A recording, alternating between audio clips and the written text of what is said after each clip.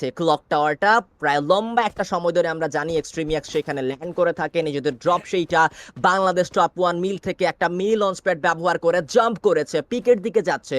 রাহাত তার বাকি খেলোয়াড়গুলোকে করেছে রেস্কিউ একটা আর্সেনাল সেখানে সামনে পেয়ে যাবে সেটা ওপেন করে কি লুটটা করবে নাকি তার আগেই লড়াইটা যুক্ত হতে হবে নিও 21 সে নক বের করে ফেলেছে এবং সেখানে রিভাইভাল প্রসেসটাও কিন্তু কমপ্লিট হতে আমরা দেখতে পেরেছি মিফতা 17 নক করবে কুট্টুসকে মাই ব্যাড রেস্কিউ করেছে কুট্টুসকে প্রান্ত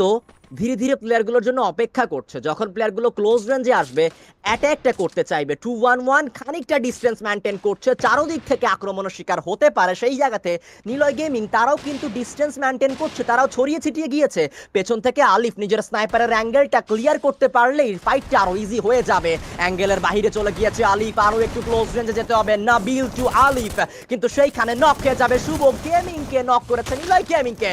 top one Bangladesh top one double knock from max 07 and সেখানে বাংলাদেশ টপ ওয়ানকে নক করে ফেলা হয়েছে কিনা এখনো পর্যন্ত লড়াই চালিয়ে যাচ্ছে রাত ভাই the one man army but তাকেও নক করে ফেলা হয়েছে শেষ লড়াইটা সেখানে আলিফকেই চালাতে হবে আরো একটু ক্লোজ রেঞ্জে আসতে হবে তাকে কিলগুলোকে কনফার্ম করে নিজের প্লেয়ারগুলোকে রেস্কিউ করতে হবে হোয়াট আর ইউ ডুইং আলিফ আর কাউকেই সেখানে আমরা দেখতে পাচ্ছি না প্রান্ত তাকে কিন্তু রেস্কিউ করে ফেলা হয়েছে এবং বিডি টপ ওয়ান প্লাস শুভ এই দুজনকে রিভাইভ করা কি পসিবল হবে কিনা শুভকে ধরে ফেলেছে এবং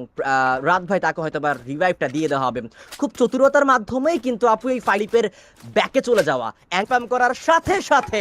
আরো একটা গুরুত্বপূর্ণ এলিমিনেশন পয়েন্ট নিজের ঝুলিতে নিয়ে আসা সম্ভব হয়েছে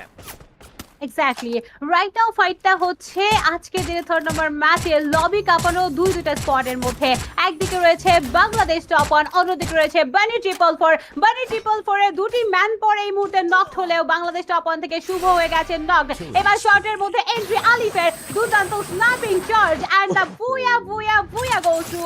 বাংলাদেশ টপ ওয়ান একে রাত ভাই ওয়াইটি যাদের এবার মোস্ট ভ্যালুয়েবল প্লেয়ার হয়ে যাচ্ছে আলিফ গেমিং ওয়াইটি কংগ্রাচুলেশনস যে কথাটা একটু আগেই আরডিএইচ বলেছিল এই ম্যাচটাকে যদি ভুয়াতে রূপান্তর করতে পারে তাহলে 20+ কিন্তু তাদের